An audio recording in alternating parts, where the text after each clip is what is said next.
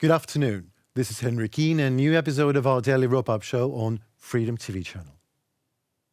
And I would like to start today's episode with a fragment from the broadcast of TV Rain channel, which is considered to be the opposition to the Kremlin.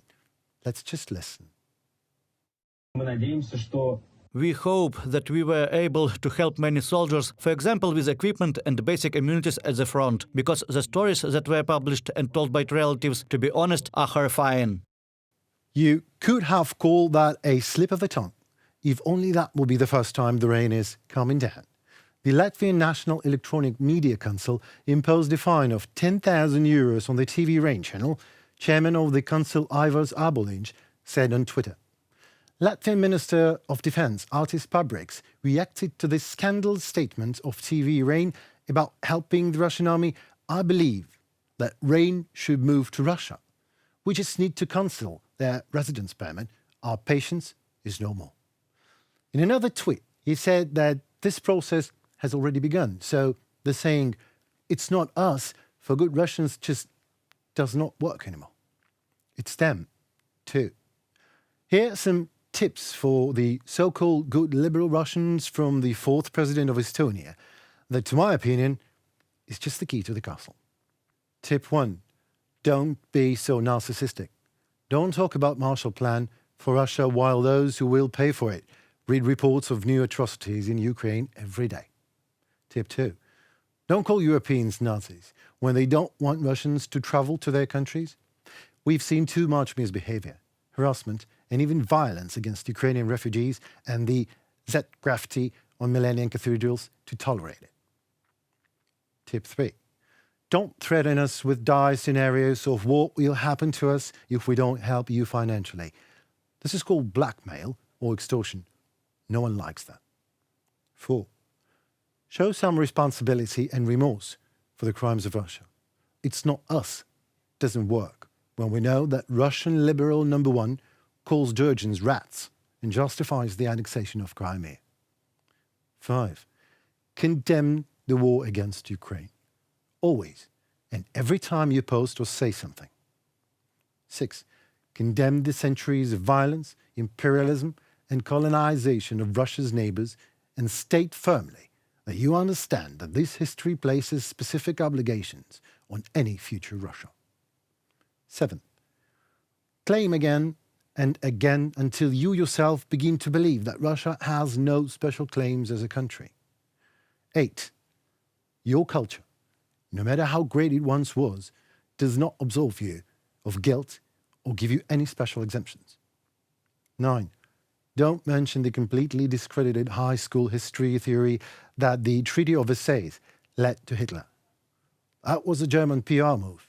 Its author, Keynes himself, later regretted defending this version. 10. Understand that your path to acceptance into the family of civilized nations that are taken seriously will be long and difficult. You will be constantly watched, and probably watched most carefully by those whom you oppressed the most. 11. Understand that there are many countries in the world, bigger than Russia, that never committed such terrible crimes as the Russians against their neighbors. They deserve more attention and more help than you do. 12. Never, and I mean never, whine, but the Russians suffered the most. What you do or have done to yourself is your business. What you have done to everyone else, from the Japanese all along your borders to Finland, is ours. Whether you like it or not, those who have not been exposed to your crimes will ultimately have less of a voice than those who have. 13. Realize also that before any Marshall Plan can be discussed, 13a, Ukraine needs to be rebuilt. You will be required to participate in these efforts without voting rights, and 13b, you will need to actively apprehend and bring abroad for trial all of your thousands of war criminals, from the lowest to the highest. And this will be done with the full participation of the Ukrainian investigation and police, on your land, and by searching your records. One way or the other, all of the above will have to be done if you want to get the Marshall Plan. time to face the hard, cold facts of liability, because those of us who have to pay for any plan understand liability. And if you don't like that, there's always the competing post-war US policy that Franklin Roosevelt vetoed, known as the Morgenthau Plan. Google it. Well, we did. Morgenthau Plan was a plan to prevent Germany from starting World War III, a program for the post-war transformation of Germany proposed by US Treasury Secretary Henry Morgenthau. The Morgenthau Plan provided for the dismemberment of Germany, the transfer of important industrial regions under international control, the elimination of heavy industry, the demilitarization and transformation of Germany into an agrarian country. So, dear good Russians, maybe it is a final chance for you to make a hard but a good choice.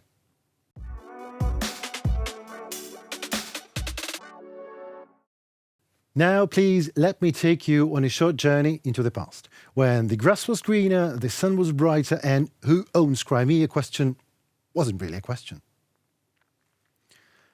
Let me take you to the all-Ukrainian referendum of 1991, which was a nationwide referendum on the territory of the former Ukrainian SSR regarding the declaration of Ukraine's independence. Held on December 1st, 1991, the Ukrainian nation was asked only one question: do you confirm the act of proclamation of independence of Ukraine? The text of the act, adopted by the Ukrainian parliament on August 24, 1991, was included in the election ballot. Citizens of Ukraine expressed their support for independence, and the figures were quite telling. Nearly 32 million Ukrainians took part in the referendum, more than 84% of the population of Ukraine. Of them, almost 29 million, that means more than 90%, voted pro. For this yes said 31 years ago, we are fighting today for our Crimea, Luhansk, Donetsk, Mariupol, for all of Ukraine, for our land and our freedom, for blue-yellow flag prevail on all borders, for no one else to dare to withdraw it, for children who read Ukrainian books and know the whole truth about the history of Ukraine, for choosing our own path. And we chose it through the victory, and we will achieve it. So Ukraine became independent 30 years ago. And to whom Crimea belonged was not a question back then. However, after 30 years of massive venomous Russian propaganda, it sadly is not the case. Today, frequent, false, barbaric and chauvinistic statements of Russian officials and propagandists are nothing new to the world. For example, the director of the Russian Foreign Intelligence Service, Sergei Naryshkin, as per pro-Kremlin RIA Novosti, said that Poland allegedly plans to annex the Lviv, Ivano-Frankivsk and parts of the Ternopil regions, and is already preparing for referendums there. The Putin's regime attributes its predatory instincts to others, which have long ago become an unacceptable mauvais ton in the modern civilized world. We in Ukraine know that modern Poland is a reliable and sincere ally of Ukraine. It provides a perfect example of truly neighborly relations amidst Russian aggression unleashed against our country. Poland's interests lie not in absurd territorial claims, but in restoring regional security and returning to civilized and responsible relations in Eastern Europe. Russia destroyed Ukraine, and Russia must pay for it. I have no doubts, and I believe that no honest person in the world has such doubts. It is clear who is aggressor and who was attacked and whose land is being destroyed. President of Poland Andrzej Duda during a speech in the Verkhovna Rada of Ukraine. You know, actually, using the opportunity, I would love to address a couple of words to Mr. Naryshkin directly. You, Mr. Naryshkin, most probably are familiar with the word reputation. I mean, even you have one. If only you'd have any other reputation than that of a murderer and a liar and a servant of a murderer and a liar, such news might alarm someone, maybe. Were you really thinking that anyone in today's world could have taken you or your claims seriously? You, Mr. Naryshkin, are that boy from the fairy tale, the one who shouted "wolves, wolves" falsely so often that in the end everyone just stopped responding. And that is when the wolves came. You just can't possibly count to be spitting in the face of international law and order with your wild propaganda, fakes, for a quarter of a century and then calling on the international community to take actions on your absurd claims. And what exactly did you think was going to happen? I mean, Ukrainian President Volodymyr Zelensky just picks up the phone, calls Polish President Andrzej Duda and says what? Mr. Duda, according to a reliable source of classified information, which is the head of the Russian Foreign Intelligence Service, Sergei Naryshkin, we know that Poland decided to follow the example of Russia and tear off part of Ukraine through a dirty, illegal referendum, just like Russia did in Crimea, Donetsk and Lugansk. And what would the Polish president do, Mr. Naryshkin? Like, my God, they kicked me out. You and your overlord Putin, Mr. Naryshkin, have successfully expelled yourself and Russia from any trustworthy organizations and committees of the world. And the only thing international about you is only that you both are international criminals, with one half of your asses already sitting on the trial bench in Hague. Well, I have news for you, Mr. Naryshkin. You'll be promoted. Soon you will get your level up and will sit down next to your master at the very same bench next to Putin. And Ukraine, Mr. Naryshkin, will be the main accuser in that trial. And you will finally get what you're craving for, massive international response. You don't even have to do anything, but stay tuned.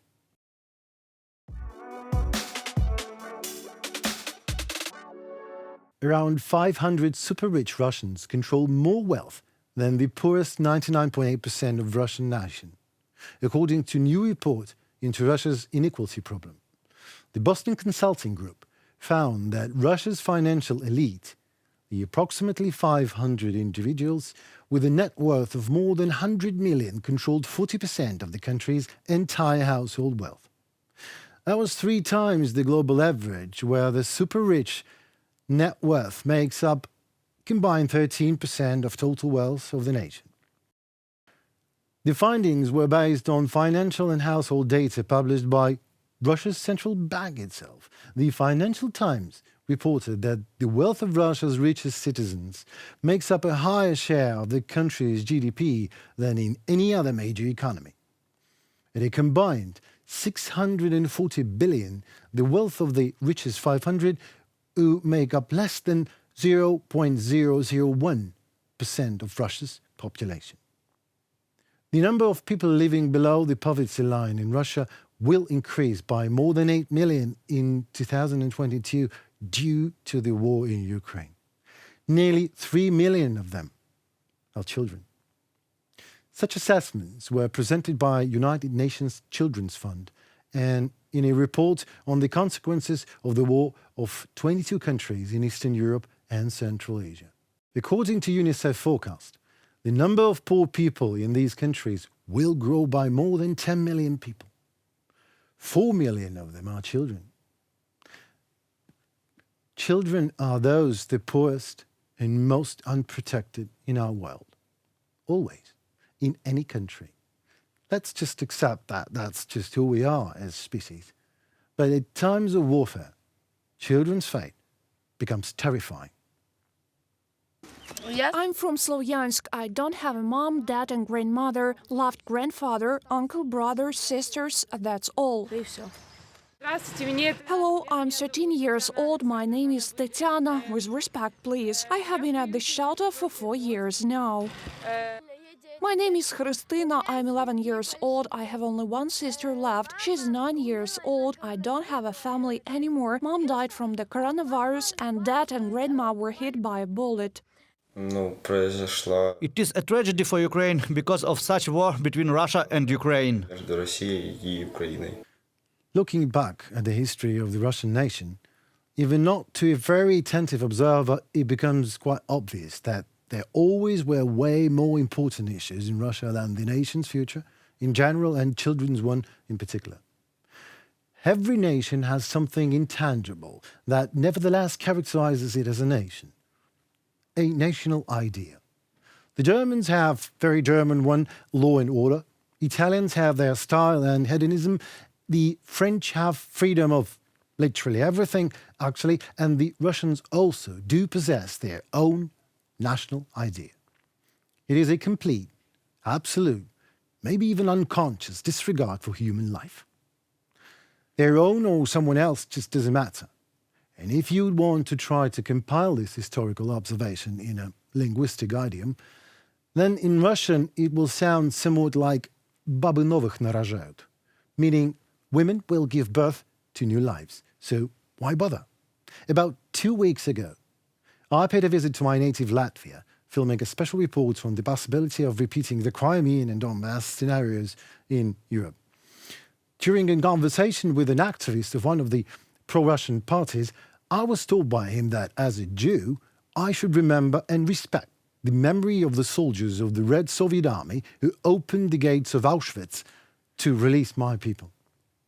The person who so arrogantly reminded me of this himself seemed not to be very keen to remember that the same soldiers of the same Red Soviet Army opened the gates of a huge number of Soviet prison camps in order to drive people in, like cattle, and where, according to the most conservative estimates, more than 40 million Soviet citizens will have found their death. Citizens of that very blessed USSR, the restoration of which the current Russian Tsar pursues so morbidly. Just think about the fact Putin and his oligarchic circle that services his megalomaniac delusional addiction for power are the beneficiaries of 99% of Russia's mind-boggling riches. What future are we talking about? It was Henry Keane and Daily Wrap-Up Show. See you next week on Freedom TV channel.